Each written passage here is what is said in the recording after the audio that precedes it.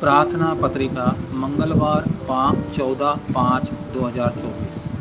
Model church पहला थिस्सलुनीकियों 1:1-7। और इस तरह आप मैसेडोनिया और अखिया के सभी विश्वासियों के लिए एक आदर्श बन गए। आने वाले भविष्य के संबंध में निश्चित रूप से कुछ ऐसा है जिसे आपको ध्यान में रखना चाहिए। परमेश्वर ने यहूदी धर्म को क्यों अस्वीकार कर दिया, जिसमें लोग वचन के अनुसार रहते थे, और मध्ययुगी चर्च जिसमें कई अलग अलग प्रकार की संस्कृतियों को पीछे छोड़ दिया।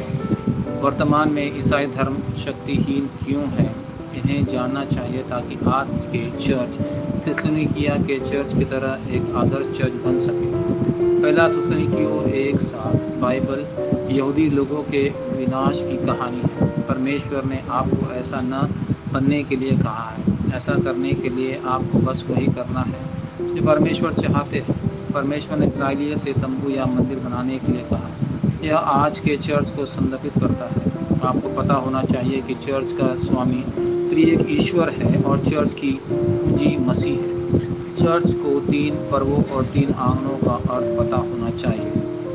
प्रवासियों के लिए आंगन मौजूद होना चाहिए ताकि अविश्वासी आराम कर सकें और आध्यात्मिक समस्याओं या विकलांगता वाले लोग वहां आ जा सकें। 2-3-7 देशों और 5000 जनजातियों के नेता, अवशेष और टीसीके को प्रशिक्षित और आराम भी मिलना चाहिए।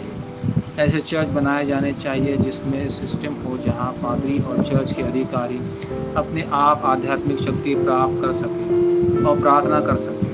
थिस्सलुनीकियों का चर्च किस तरह का चर्च था जो सभी विश्वासियों के लिए एक आदर्श बन गया।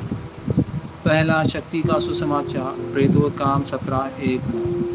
3 सब्बत के दिनों के लिए पौल और उसकी टीम अपने रिवाज के अनुसार आराधनालय में गए और मसीह की अनिवार्यता के बारे में बताया। उन्होंने कारण बताया कि मसीह क्रूस पर क्यों मरा और फिर जी उठा। दूसरा, सुसमाचार का मूल रंग। पहला थिस्सलुनीकियों 1:1-7। यह एक चर्च ऐसा बन गया जिसमें विश्वास की काम किया, आशा के प्रेरित धीरज रखा और प्रेम से प्रेरित होकर काम किया। पहले थिस्सलुनीकियों 1:3। इसके अलावा शक्ति, पवित्र आत्मा और गहरे विश्वासियों के मध्यस्थ। पहला थिस्सलुनीकियों 1:5। यह मैसेडोनिया और अखिया के सभी विश्वासियों के लिए एक आदर्श बन गया। पहला थिस्सलुनीकियों 1:7। तीसरा, सातवां सुसमाचार। पहला थिस्सलुनीकियों 1:1-2। यह तथ्य कि पौलुस ने हमेशा थिस्सलुनीकियों के चर्च को याद रखा और पवित्र थे, यह युग का एक प्रारंभ था।